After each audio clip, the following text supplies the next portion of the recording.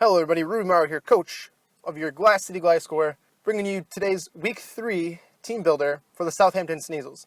Now, last week, as you can see, we took a 1-0 loss to the Maryland Terrapins in a close game. One play away, I made a dumb, boneheaded mistake, but nevertheless, that's in the past. Moving on, we are 1-1, going up against, as I said before, the Southampton Sneasles, who are also 1-1. Now, before I get started, I'm going to bring you up to speed on the changes I've made to the team.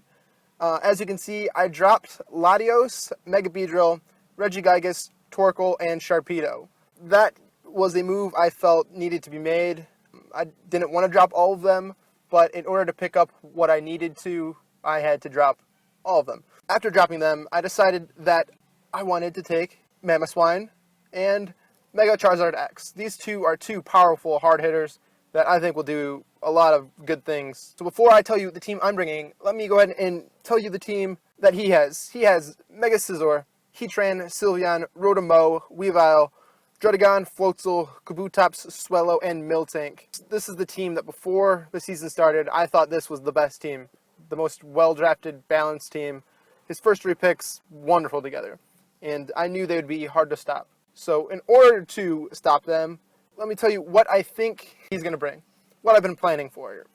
I've planned for Mega Scizor, Heatran, Sylveon, Weavile, Jordinez, and Miltank. Those are the 6 I think he's going to bring. If there's one he brings that's not part of the 6, it probably Rotom-Mow, but I mean, I have answers for Rotom-Mow. It's not that big of a threat. I think the biggest threat on his team this week for my team is Miltank, believe it or not. Miltank is the only thing I can't one-hit kill, and that's just a bummer. Time to go on to the team that I am bringing, starting with Mega Charizard X. As you can see, he's going to be adamant. Now, this is the crazy part. These spreads that I'm running this week are the most bizarre things I've ever put together. He has 140 HP, 252 attack, 100 special defense, and 12 speed. In the event Miltank and Charizard are on the field at the same time, if he's uninvested with a non-positive speed nature, I want Charizard to be able to outright outspeed him and not rely on a speed tie. He's bringing Flare Blitz, Dragon Rush, 75% accuracy.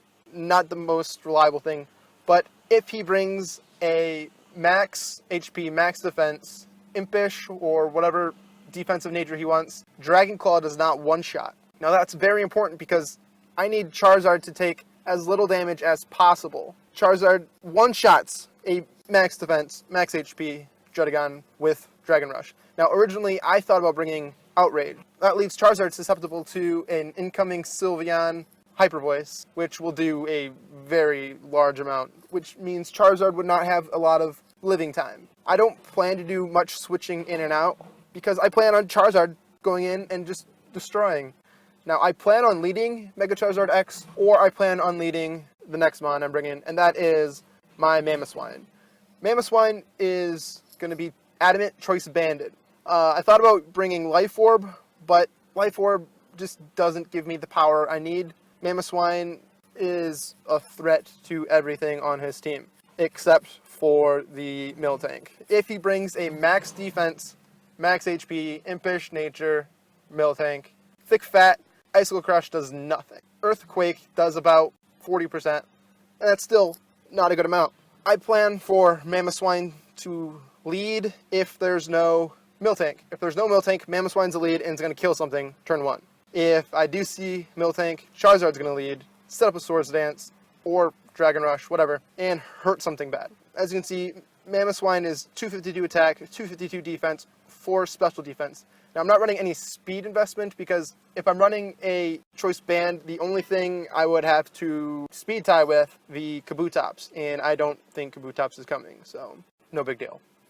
The next one I'm bringing is another potential sweeper for the team, and that's Talonflame. Talonflame has put in so much positive things for this team. He's going to be adamant this week with an Apricot Berry, which means shenanigans will ensue.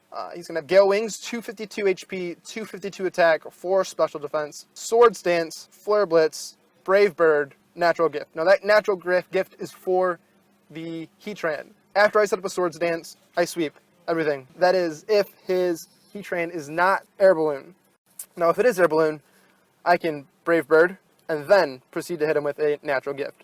But the only thing I'm worried about is that Heatran running either Ancient Power or Stone Edge, which I plan him to do. That's how I'd plan. Next up is the Keldeo. Keldeo is going to be Modest Rosalie Berry.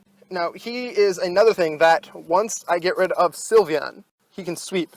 I'm rocking the Rosalie Berry because if I bring in my Keldeo on, say, Weavile, he's not going to stay in. Say Weavile kills something, I bring in Keldeo. I go for Hydro Pump. He brings in Sylveon. Now, as long as he's not Assault Vest Sylveon, which would be bizarre, Hydro Pump is a 3-hit KO. And after he comes in on the Hydro Pump, then I use Hydro Pump again, he uses Hyper Voice, I survive the Hyper Voice, as long as he's not Choice Specs, with the Rosalie Berry. And then the third Hydro Pump will kill the Sylveon. That's what I plan on happening, possibly, maybe not, but it's there. He's also having Secret Sword for the Miltank, HP Fire for the Scizor, and Calm Mind because, well, setup time after Sylveon's gone. Now the next one I'm bringing is, of course, Flygon. My only form of hazard removal is my Flygon. I expect people to expect my Flygon, but what I don't expect them to do is know what kind of Flygon I'm bringing. He's going to be Leftovers Defog Special Attacking Flygon. It's going to be Modest with 252 Special Attack, 200 HP, 40 Special Defense, and 12 Speed, again, to outspeed an uninvested, non-positive nature Miltank.